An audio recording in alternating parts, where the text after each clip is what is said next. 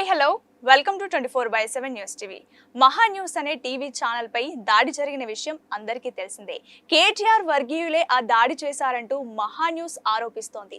అసలు ఈ దాడికి కేటీఆర్ కి ఏం సంబంధం అనే విషయాలు ఈ రోజు మనకు వివరించడానికి ఈ రోజు మనతో ఉన్నారు సీనియర్ జర్నలిస్ట్ మధుసూదన్ గారు. ఆయనతో మాట్లాడదాం. హాయ్ సార్, నమస్తే సార్. ఇప్పుడు మహా న్యూస్ అనే టీవీ ఛానల్ మీద దాడి అనేది జరిగింది. సో కేటీఆర్ వాళ్ళే చేశారు, బీఆర్ఎస్ పార్టీనే చేయించిందని మహా న్యూస్ ఆరోపిస్తుంది. దీని మీద రకరకాల డిబేట్లు, చర్చలు అన్నీ జరిగిపోయాయి. సో మీరేం చెప్తారు సార్, అసలు కేటీఆర్ కి దీనికి ఏం సంబంధం? అంటే అసలు ఈ టైటిల్ రెండు రకాలుగా చూడాలి. ఓకే, మహా న్యూస్ పై దాడి, మహా న్యూస్ దాడి. ఓకే, మహా న్యూస్ దాడి చేసినందుకు మహా న్యూస్ పై దాడి చేసిందేమో అని నా అనుమానం. అనుకోవచ్చు. ఓకే, ఎందుకంటే ఒక జర్నలిస్టులు అయినంత మాత్రం యాజ్ ఏ జర్నలిస్ట్గా చెప్తున్నాను. థర్డ్ పార్టీగా వీడు జర్నలిస్ట్ కాదు కాబట్టి జర్నలిస్టుల గురించి ఏమైనా మాట్లాడచ్చు కాదు. ఆమె సీనియర్ మోస్ట్ జర్నలిస్ట్, నేను మాట్లాడుతున్నా. జర్నలిస్ట్ అంటే నెత్తిపైన కొమ్ములు ఉండవు. జర్నలిస్ట్ అయినంత మాత్రం అందరి జీవితంలో చొచ్చుకుపోయే లిబర్టీ నీకు ఎవరు ఇవ్వలేదు. జర్నలిస్ట్ అంటే ఏంటంటే you just report what is there, you report what is there. అక్కడికి అయిపోయింది నీ స్వేచ్ఛ.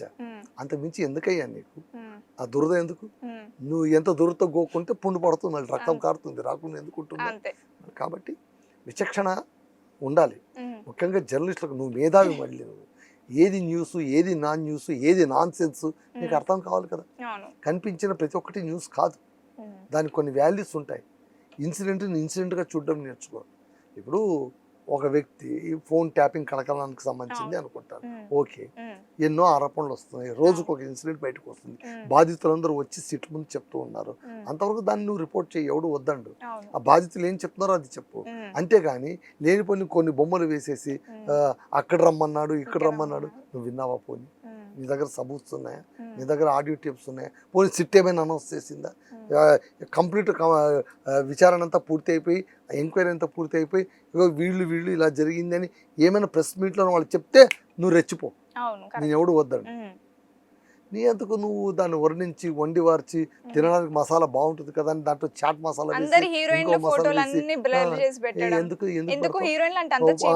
అది పోని అవతల అతన్ని.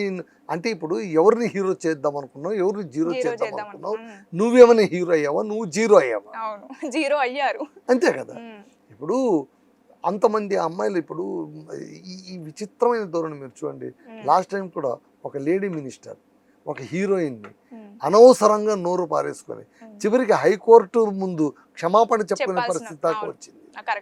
ఎందుకంత? ఎవరైనా సరే ఇప్పుడు జరిగిన ఇన్సిడెంట్లో చూడుబాయి, ఎవడు తప్పు పట్టండి. ఓకే, బీఆర్ఎస్ హయాంలోనే ఫోన్ ట్యాపింగ్ జరిగిందని అంటున్నారు. మహామహులు అందరు ఫోన్లు ట్యాప్ అయ్యాయి, వాళ్ళ పర్సనల్ సంభాషణలు కూడా విన్నారు అనేటువంటి ఒక మాట అయితే వినిపిస్తుంది. రోజుకు ఒక కొత్త వ్యక్తి వచ్చి నా ఫోన్ ట్యాప్ అయింది, నా ఫోన్ ట్యాప్ అయింది చెప్తున్నారు కదా, విచారణ హాజరవుతున్నారు కదా. అక్కడ సిట్ ఏదో ఒక ఇన్ఫర్మేషన్ డ్రా చేస్తుంది కదా. అది పని చేసుకునే లోపలే నువ్వు నేను పని చేస్తానని చెప్పి వాళ్ళ phone, are you a SIT? No, you're just journalist. Okay, కొన్ని సందర్భంలో మనం కూడా సిట్ కంటే ముందుగా కూడా మనం చెప్పొచ్చు. ఒక జర్నలిస్ట్గా నీకు ఆ హక్కు ఉంది, నీకు ఆ స్వేచ్ఛ ఉంది. ఏంటి? నీకు ఇన్ఫర్మేషన్ దొరికితే, నీకు అథెంటిక్ కనిపిస్తే బట్టబయలు చేయి, ఎవడు వద్దనుడు. నిజాన్ని నిర్భయంగా చెప్పాల్సిందే. కానీ నువ్వు చెప్తున్నదంతా ఒకటి గుర్తుంచుకోండి, నిజాన్ని నిర్భయంగా చెప్పాలి. నిర్భయంగా చెప్పే ప్రతి ఒక్కటి నిజం కాదు. దాన్ని నువ్వు గుర్తిరగాలి కదా. ఏది నిజమో ఏది నిజం కాదో కూడా నువ్వు తేల్చలేని అయోమయ పరిస్థితుల్లోనో జనాల ఇంటెన్షన్ గ్రాప్ చేయాలనో నువ్వు ఒక మోటివ్తోనో. అన్నిటికీ మించి పరువు నష్ట దావాలు ఎందుకు వస్తుంటాయి? న్యూస్ పేపర్ల పైన కానీ, న్యూస్ల పైన కానీ, జర్నలిస్టుల పైన కానీ ఎందుకు వేస్తారంటే మోటివ్స్. నీ ఉద్దేశం ఏంటి? కోర్టు ఎప్పుడు కూడా పరువు సంబంధించి ఏదైనా కేసు పడినప్పుడు వెంటనే చూసేది ఏంటంటే వాట్ ఆర్ యువర్ మోటివ్స్. నువ్వు ఏ ఉద్దేశంతో ఆ మాట అన్నావు, నువ్వు ఏ ఉద్దేశంతో ఆ వీడియో రిలీజ్ చేసావు, నువ్వు ఏ ఉద్దేశంతో ఆ న్యూస్ చెప్పావు. న్యూస్లా చెప్పినప్పుడు నీకు ఏ ఇబ్బంది లేదు. దాంట్లో నీ వ్యూస్ కలిపినప్పుడు అది న్యూస్ కాదు. అప్పుడు that will become something other than news. So ఇప్పుడు మహా ఛానల్ వాళ్ళే కాదు, ఈరోజు వాళ్ళు బయటపడ్డారు. ఉమ్. కానీ చాలా మంది చేస్తున్న పని ఇదే. ఒకప్పుడు యూట్యూబ్ల పైన పడి అవును. కొట్టుకుపోతున్నారు. ఇప్పుడు ఉమ్. ప్రతి ఒక్కరు కూడా యూట్యూబ్ ఛానల్స్ అంటూ ఉన్నారు. ఉమ్. యూట్యూబ్ ఛానల్స్ డిజిటల్ న్యూస్ వచ్చిన తర్వాత, సోషల్ న్యూస్ వచ్చిన తర్వాత న్యూస్కి వాల్యూ లేకుండా పోతుంది, అంత నాశనం అయిపోతుంది. అవును, ఉద్ధరించే డిజిటల్ న్యూస్ను అలా ఉంది అంటున్నావు, మరి శాటిలైట్ న్యూస్ వాళ్ళు ఏం అలానే ఉద్ధరిస్తున్నారు? ఉంది కదా, వాళ్ళు ఏం చేస్తున్నారు? అలానే ఉంది. మళ్ళీ ఉమ్. పార్టీలకు కొమ్ము గాయడం, ఉమ్. లేదా పార్టీల వారే న్యూస్ ఛానల్స్ పెట్టేస్తున్నారు, ఉమ్. వాళ్ళే న్యూస్ ఛానల్స్ పెడుతున్నారు, వాళ్ళే మెప్పకాల కోసం, వాళ్ళే ఇచ్చకాల కోసం. ఈరోజు పైగా ఏంటి, ఒక్క న్యూస్ పైన దాడి జరిగిందో లేదో వెంటనే కళాలకు సంఖ్యల్లా, ఉమ్. స్వేచ్ఛకు సంఖ్యల్లా. ఉమ్. ఎవరి కళలకి ఎవడు ఒకప్పుడు సంఖ్యలు జర్నలిజం అంటే చాలా రెస్పెక్ట్ ఉండేది సార్, కానీ ఇప్పుడు ఇప్పుడు ఎవరికి లేదు. జర్నలిజం అంటే పట్టించుకోవడమే లేదు అసలు. కొట్టకపోతే చాలు, ఆ, పట్టించుకోవడం పక్కన పెట్టు, అవును. నిలబడి కొట్టకపోతే చాలు. ఆ. ఎందుకంటే అలా అయిపోయింది. ఉమ్. అంటే అంత చీప్గా మార్చింది ఎవరు, అది గుర్తుంచుకోవాలి. ఈరోజు నేను ఒక మహా ఛానల్లో ఇంకోటి కాదు, ఓకే, ఏది ఏమైనా కూడా ఫిజికల్ అసాల్టింగ్ అనేటువంటి తప్పే, ఉమ్. దాన్ని కాదని చెప్పను నేను. ఉమ్. అందరూ ఖండించాల్సిందే. ఉమ్. స్టూడియో దాకా వెళ్ళి ఉమ్.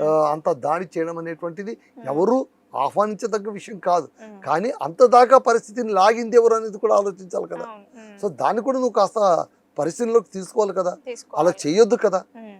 ఇక్కడే కాదు, ఆంధ్ర వైపు కూడా ఆ ఛానల్ చేస్తున్న పనులు అందరికీ తెలుసు, ఉమ్. మనం ఈ అనకూడదు. ఛానల్ పై దాడిని వాళ్ళు కూడా సమర్థించుకున్నారు కదా, ఎందుకు సమర్థిస్తారు? అది దిగ్భ్రాంతి వ్యక్తం ఆ, చేసి. ఎందుకు దిగ్భ్రాంతి వ్యక్తం చేస్తారు అంటే గనక ఆ.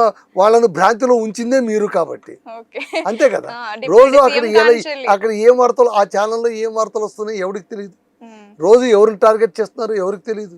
ఉమ్. పైగా అందులో ఉన్నవాళ్ళు నా తుది రక్తపు బొట్టు దాకా కూడా నేను ప్రశ్నిస్తున్నా. నువ్వు ప్రశ్నించు, నిన్ను ప్రశ్నించడాన్ని ఎవడు కాదనడు.